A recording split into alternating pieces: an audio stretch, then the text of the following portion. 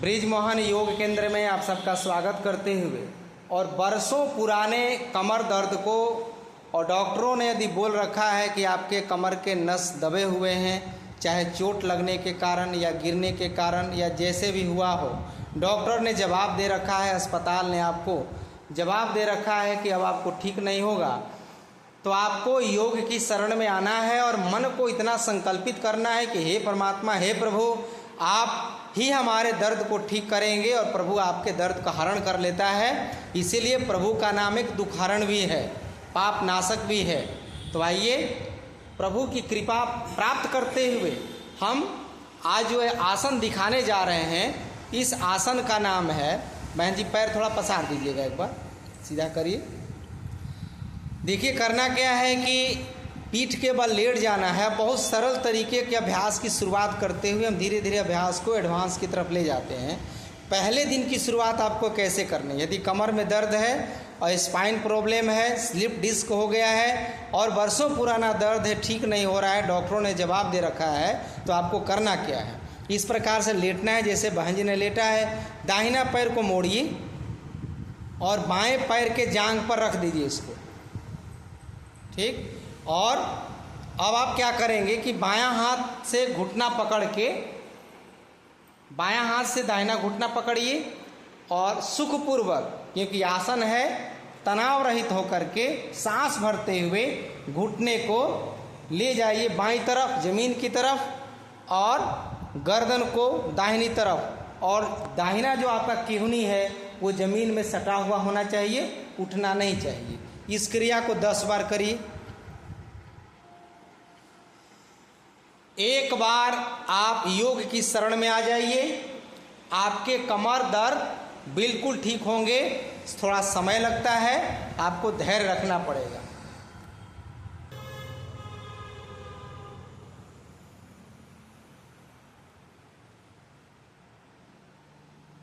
पैर दाहिनी तरफ, गर्दन बाईं तरफ और बायां केहनी जमीन में सटा हुआ।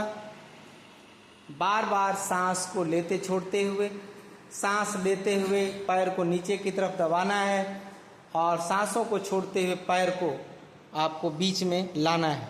इस क्रिया को 10 बार से शुरू करके 100 बार करना है यदि आपको कमर दर्द ठीक करना है तो, क्योंकि 1 से 1.5 घंटा आपको समय लगाना है इन्हीं अभ्यासों में। इस प्रकार के कई और अभ्यास हैं, मैं बताऊंगा, लेकिन पहले दिन की शुरुआत आपको इसी एक्सरसाइज से करनी है। अर्ध मरकट आसन कहते हैं। मरकट आसन का आधा रूप है यह। फिर पैर बदल लीजिए, पैर को सीधा करना है और फिर दूसरे पैर को यानी बाएं पैर को उठाइए और दाहिने पैर के ऊपर रखिए इसको। अब दाहिना हाथ उठाकर बाएं पैर के घुटना को पकड़ के सांस को भरते हुए घुटने को दाहिनी तरफ जमीन की तरफ ले जाएंगे, आराम आराम से स्ट्रेचिंग करते हुए।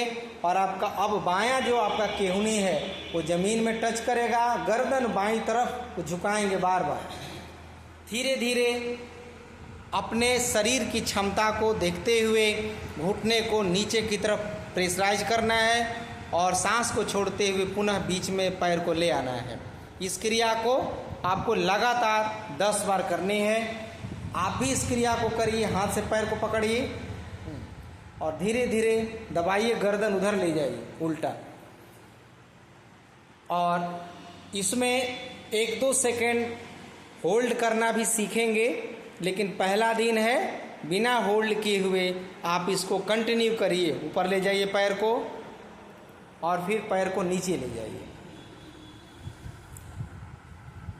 बहुत अच्छा, दबाते जाएंगे आराम आराम से। जितना बढ़िया खिंचाव उत्पन्न होगा मेरुदंड पर, स्पाइन पर, उतना ही आपका बढ़िया अभ्यास होगा और इसका लाभ आपको मिलेगा। देखेंगे क्या करना है कि जो आपका दाहिना पैर है, नीचे का पैर है, वो बिल्कुल स्ट्रेट रहेगा, सीधा रहेगा। और जो हम बाएं पैर को रखे हैं उस पैर को दाहिनी तरफ झुकाना है और पीठ को ऊपरी हिस्से में जमीन में सटा के रखना है। अब यह जो क्रिया जब हो जाए 10 बार, तो अगला अभ्यास क्या करना है पैर को बहन जी पसार दीजिए।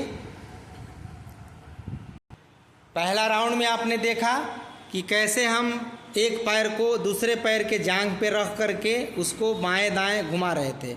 अब क्या करेंगे, दाहिना पैर उठाएंगे और बाएं पैर के उल्टा रख देंगे ज़मीन में, इधर इस तरफ में। बहुत अच्छा, इस प्रकार रखना है। और वही क्रिया जैसे आप कर रहे थे, अब हाथ से पकड़िए, बायां हाथ से दाहिना पैर और स्ट्रेचिंग करते रहिए। इस क्रिया को इस प्रकार से करना है। इसमें पहले से खिंचाव थोड़ा बढ़ जाएगा और लाभ इसमें ज़्यादा मिलेगा। अब दूसरे अभ्यास में क्या करना है कि अब दाहिना पैर को उठाइए और बाएं पैर के इस तरफ रख दीजिए, ज़मीन में रखना है पैर को। बहुत सुंदर। अब जैसे आप कर रही थी, इस हाथ से पैर को पकड़िए, बायां हाथ से घुटना को, और पैर थोड़ा ऊपर उठा लीजिए। ठीक, दाहिना हाथ जहाँ है वहीं रखिए, मोड़ लीजिए। बहुत अच्छा। हाँ, अब सांस भरते हुए इसको खींचिए, जाने दीजिए ज़मीन के अंदर, नीचे खींचिए इस तरफ, जैसे पहले खींच रही थी। ज़मीन में गिराना है उसको। हाँ, ऐसे। ठीक, दबाइए दबाइए, गर्दन उल्टा। और अभ्यास के दौरान एक चीज़ आपको ज़रूर याद रखनी है कि अभ्यास करते समय आप प्राणों को देखिए।